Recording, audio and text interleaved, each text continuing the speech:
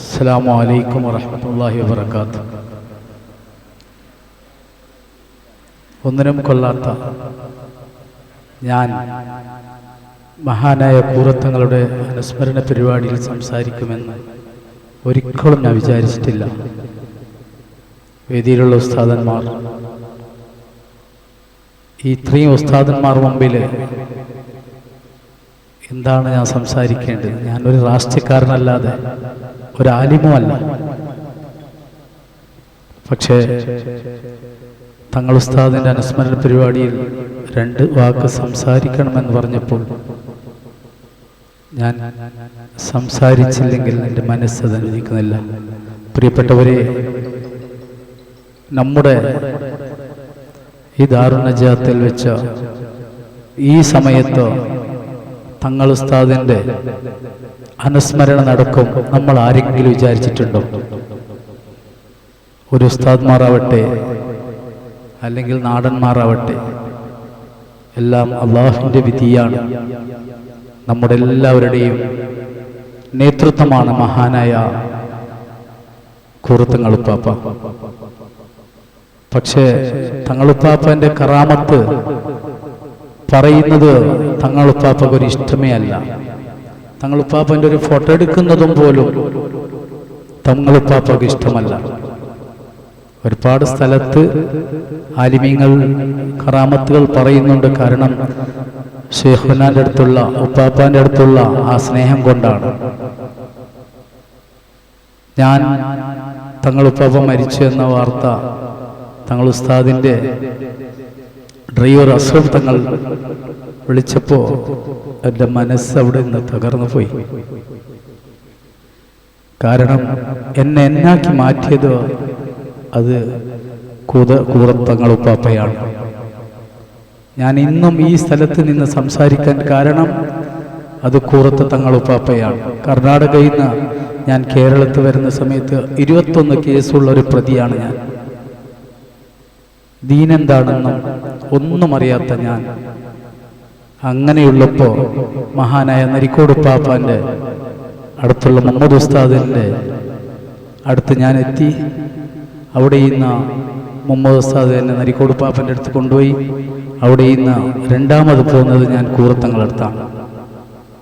അവിടെ നിന്ന് എൻ്റെ മുടിയെടുപ്പിച്ചു. എന്നെ ഇന്ന് തൊട്ട് പാൻറ് ഇടാൻ പാടില്ല എന്ന് പറഞ്ഞു. ഒരുപാട് നിശ്ചയത്ത് പറഞ്ഞു എന്നെ ഈ നിലക്ക് എത്തിച്ചത്. പക്ഷേ ഉപ്പാപ്പൻ്റെ കറാമത്ത് പറയുമ്പോൾ പലരും ഇല്ലാത്തതുണ്ടാക്കി പറയുന്നു. ഒരു ദിവസം തങ്ങൾ ഉസ്താദിൻ്റെ അടുത്ത് ഞാനും ലത്തീഫ് ഉസ്താദ്, തങ്ങളുടെ അടുത്ത് എപ്പോഴും ഉണ്ടാകുന്ന ലത്തീഫ് ഉസ്താദും ഉണ്ടാകുന്ന സമയത്ത് ഒരു അടുത്ത് കൊടുന്നപ്പോൾ തങ്ങളുപ്പാവ് പറഞ്ഞു, ഇന്ന് തൊട്ട് ബസലന്റെ കൂട്ടാൻ പാടില്ല, അത് നിങ്ങൾക്ക് ഹറാമാണ്, നിങ്ങൾക്ക് മാത്രം ഹറാമാണെന്ന് പറഞ്ഞു. നാട് മൊത്തം എല്ലാവർക്കും അറിയാം, കൂറത്തങ്ങള് ബസലിന്റെ കരി ഹറാമെന്ന് പറഞ്ഞു അല്ലെ? എല്ലാവരും കേട്ടതല്ലേ? അതുപോലെ ഇല്ലാത്ത കുറെ പ്രചരണങ്ങൾ നടത്തുന്നു. പക്ഷേ തങ്ങൾ ഉസ്താദിന്റെ അടുത്തുള്ള ആ ഒരു എന്താണ് പറയാ, തങ്ങൾ ഉസ്താദ് എന്ന് പറയുന്നത് അത് ഇന്ന് നമുക്ക് അങ്ങനെ ആരുമില്ല. നമ്മൾ കാണുന്നത്, നമ്മൾ ചെല്ലുന്നത്, നമ്മൾ ഇരിക്കുന്നത് എല്ലാം ഉപ്പാപ്പക്കറിയാം.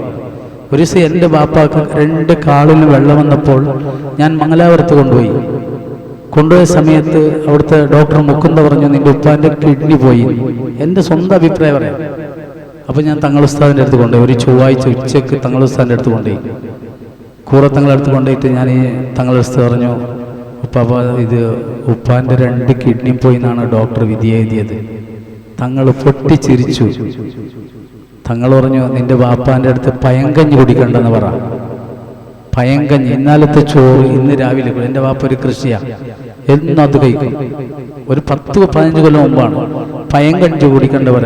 ഏത് സ്വലാത്തും ഏത് ഫാത്തിയും ബദരീങ്ങൾക്ക് 45 ദിവസം ഊതട്ടെന്ന് പറഞ്ഞു. മരിക്കുന്നവരെ എൻ്റെ വാപ്പാക്ക് കിഡ്നി രോഗമുണ്ടായിട്ടേയില്ല. അങ്ങനെയുള്ള ഒരുപാട് കറാമത്തുകൾ കാണിച്ച ഒരു മഹാനാണ് നമുക്ക് ഈ ലോകത്ത് നിന്ന് നഷ്ടപ്പെട്ടു പോയത്.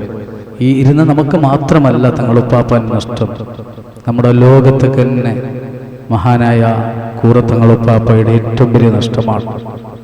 അവിടുത്തെ ഞാൻ അങ്ങനെ സ്നേഹിക്കുന്നത് കൊണ്ട് അവിടെ നിന്ന് ആയിരക്കണക്കിന് ആൾക്കാർ കൂടിയപ്പോൾ മഹാനായ കൂറത്തങ്ങൾ ആ മുഖം ഒന്ന് തുറക്കാനുള്ള ഏറ്റവും വലിയ ഭാഗ്യം അള്ളാഹു എനിക്ക് തന്നിട്ടുണ്ട്. അതിൻ്റെ പ്രതിഫലം അതിൻ്റെ കൂലിയും നാളത്തെ പരലോകത്ത് അള്ളാഹു മഹാന്റെ കൂടെ നമുക്കേവർക്ക് ഒരുമിച്ച് കൂടാൻ അള്ളാഹു തൗഫീഖ് നൽകട്ടെ. അവരുടെ മദത് കൊണ്ട് ഞങ്ങൾക്ക് വരുന്ന ഓരോരോ അപകടങ്ങളും കൊണ്ട് ഫിത്ന ഫസാദുകളെ തൊട്ട് അള്ളാഹു നമ്മേവരും കാത്തുരക്ഷിക്കട്ടെ എന്ന ഈ വേദിയിൽ പറഞ്ഞുകൊണ്ട് എനിക്ക് അല്പം സംസാരിക്കാൻ സൗകര്യം ചെയ്തു തന്ന ഈ കമ്മിറ്റിയിലേക്ക് എൻ്റെ ഹൃദയം നിറഞ്ഞ നന്ദി അറിയിച്ചുകൊണ്ട് എല്ലാവർക്കും അസ്സലാമു അലൈക്കും വറഹ്മത്തുള്ളാഹി വബറകാതുഹു.